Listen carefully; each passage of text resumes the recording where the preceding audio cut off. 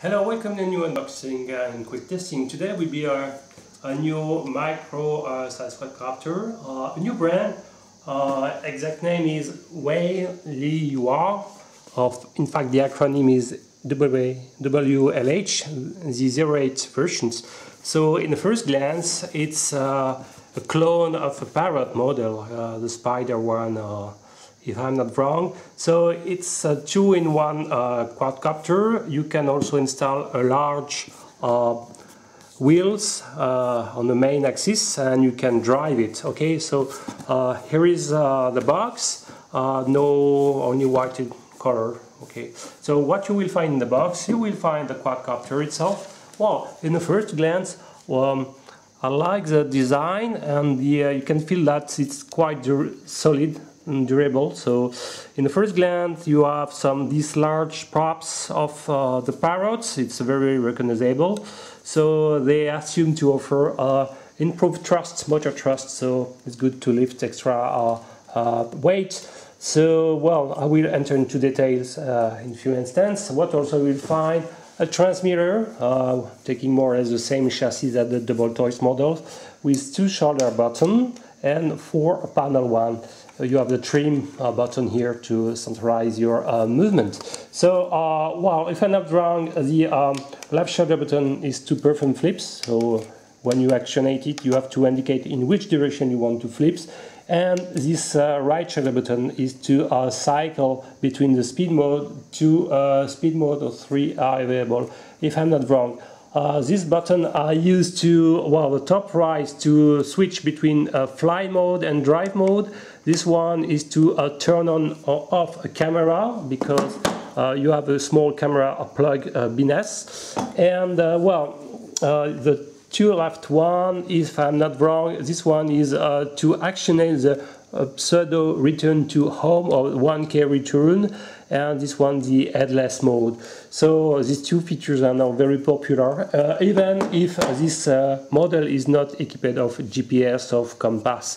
So all these functionalities are purely algorithmic, by integrating the paths during your flight. So what also you will find a LiPo battery ending with a micro LOSI connector, and it's 650 mAh, 25C as discharge rate, so it's not bad at all. What also you will find the centralized main axis, so I will show how to clip it if I'm not wrong. So you have to install it in this way, okay, and like this. Well, if I'm not wrong, it's something like this. Well, I can't remember well, or it's like this, maybe in this sense, sorry. Yes, yeah, sorry, it was in this sense. So it's very easy to clip and unclip, okay, and it's the good news, if you crash with this axis, with this big wheel, so you have just to install it like this. So it's pretty easy, just install one. So the wheels are very large, so it means that you will have a huge ground clearance. So it's good to drive fast, as you will see in the outdoors video. It's the top speed is quite amazing. So I think you should reach the top speed of 20-25 kilometers in pure car mode, so it's not bad at all.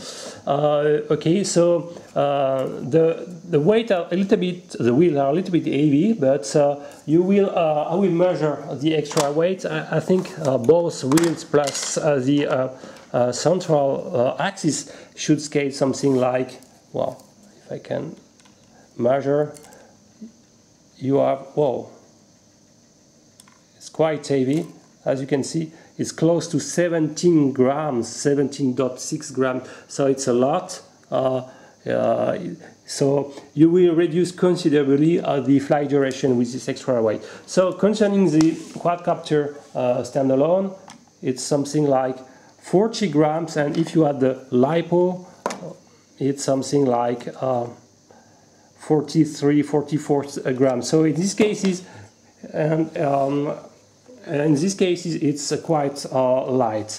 Okay, so the motors are 8 by 5 mm by 20, so they are the biggest cordless motor you can find in the market. So associated with these props, it's quite efficient. You have a huge amount of thrust. That's good. What's come also, you have 4 props guards. Okay, each of them scale 1.7 grams. So imagine the total weight of everything. Plus, you have 2 small landing gears. You can clips. So one of them is 1.7 grams, so it's the same that the prop guard, or the prop guard was 1.1 grams. So all 4 grams 6 plus the landing gears. Okay, so 8 grams. So added to the big wheels, you have something very heavy. Okay, something like 20 grams more. If you add everything on the clamp, for me it's 26 grams more. Okay, so it's just amazing. So you reach close to 80 grams for everything. So you will considerably reduce the flying duration. Anyway, so what also you will find bags with 4 props, spare props, 2 clockwise, 2 counterclockwise, a screwdriver, and an USB charging cable ending with a micro LED connector. Finally, you will find this instruction manual both in English and Chinese. Well, it's correct. You have a list of the spare elements at the end. Okay, and the basic instruction. So, well, let's return to the quadcopter. So, what I like is the general design of the quadcopter.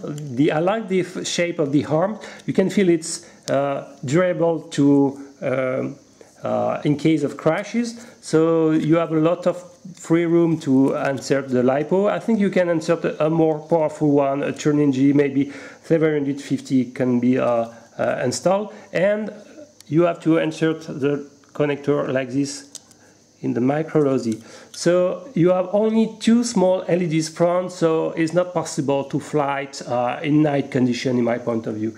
So one is the red LEDs is blinking.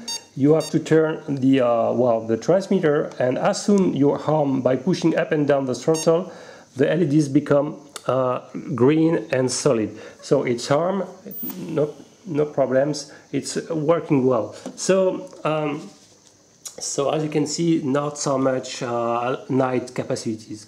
One point about the transmitter, I found a way to calibrate, but I found a bug in these calibrations.